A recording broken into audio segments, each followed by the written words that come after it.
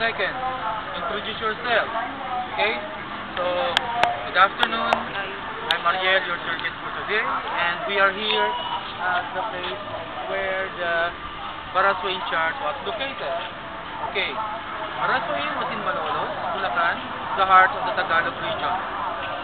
It is where the first president of the Philippine Republic inaugurated and conducted the first Philippine Congress in Southeast Asia. Okay? So, as you can see, the architectural design of the Barasway in charge is a Romanesque in nature. You can see the pediment, a semicircular pediment. That's the pediment. Yung may arc. Okay? Sloping in a curvilinear motion up to the urn. Ayun yung urn. Yung mga kanto yun yung urn. Okay? Then downward with the different what we call post, which was Romanesque style. Okay, this is the rose window.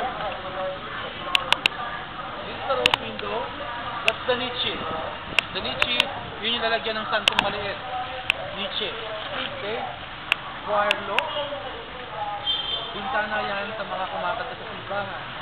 And then, the two entrance, similar to the main entrance.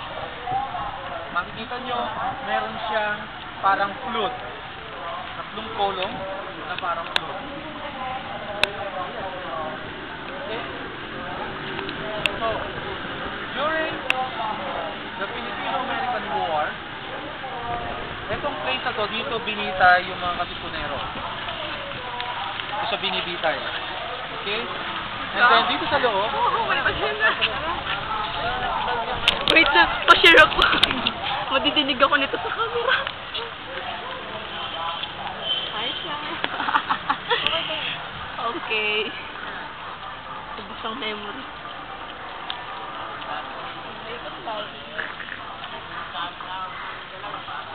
Gusto ko yatap ako sa nanay na. Sana, tour guide na wala na.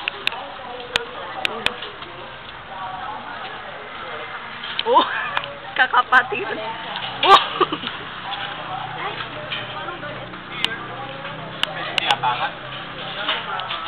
Okay. Closing.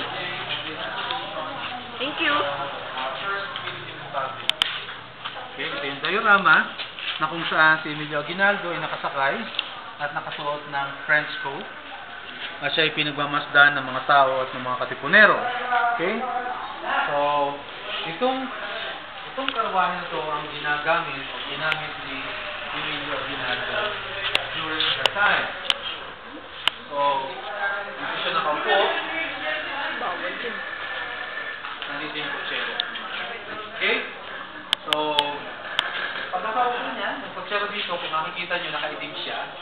Uy, uy! Wala lang. Okay? Dahil yun ay, tandaan nyo, pag nagtutunti, pinapakita nyo hanggat maaari, makakapasok kayo gawin nyo. Okay?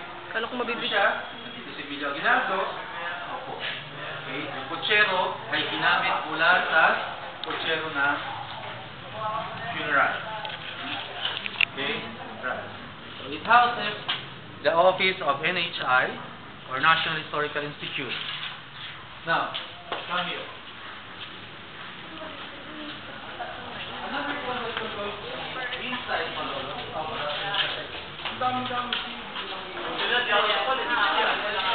or the Tree Republic. Bukas. Okay, this is the Tree Republic. The reason why Bulacan are so proud,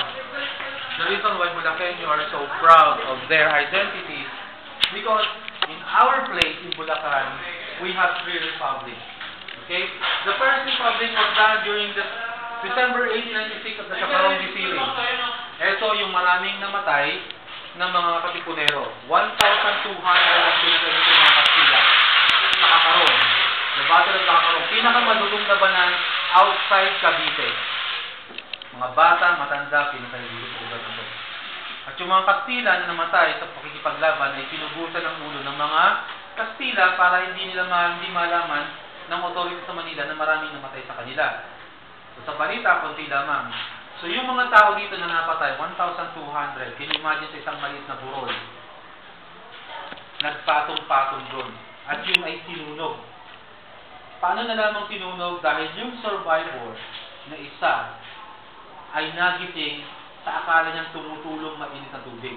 Natabunan siya ng mga patay at hindi niya alam na 3 araw na siyang nandun sa loob ng mga sa ibabaw ng mga patay. At yung mga patay na sinusunog, yung taba tumutulong sa mukha niya. So akala niya, tubig yun na mainit. So nung mahimasmasan siya, pinilit niya makalabas, nakita niya yung maraming patay na tao. Eto. Dito rin bininyagan si Gregorio del Pilar. Ito yung baptism of fire. Ito yung place na to. Dito bininyagan yung mga bayanan natin na katulad ng Gregorio del Pilar. Can you imagine na sa 4 na sulok, ito yung Kakarong Bisile, 4 na veteranong grupo ng mga sundalo na galing sa Cuba ang inihanda laban sa mga eligib na katipunero. Imagine yun. Wala silang armas. Ang ilan lang ang dala nila. Ito lang yung armas ng mga taga-Kakarong. 12 wrestling Remington. 1,200 yung nandun. Sundan, mga itak. 4 breathing canyon. Ito yung canyon na ginawa mula sa tubo ng pagyawan, yung tubo ng bakal, ng paggiling ng tubo na ginawang canyon na nilalagyan lang ng mga pako. Okay, pagputok, isa lang. So, nung pumutok na ito, sobrang init, sumabog yan. So, wala na ng canyon. Isak ng tibat. Can you imagine? Veterano sa gera, ang kalaban ito. Ano ang mararamdaman ninyo kung kayo'y nasa ganung sitwasyon? Wala kayong susulinan. Nangyari yan nung unang araw ng bagong taon. Pero hindi agad nakapasok yung mga Kastila. Matagal bago nakapasok. Ginamitan muna sila ng mga kanyon bago sila nakapasok. At ang pinasugod na unang batalyon ay mga Pilipino, yung mga kasadote. Kaya doon pa lang pinapakita na hindi ang mga dayuhan, kahit anong galing nila sa pagkikipaglaban, ang ginagamit nilang sacrificial lang ay mga Pilipino rin. Hindi mga Kastila. Kaya totoo sinasabing ang namatay dun sa labanan nila kukunti lang na Kastila dahil karamihan sa ginamit ng mga sundalo, mga Pilipino, mga kasadores. Ngayon ang tanong, ito yung kampo nila, bakit kukunti lang yung mga baril? Yun ang mga tanong ng historian. Kasi, ang ginawa ni General Pelio, yung mga galing sa bigat sa Bulacan,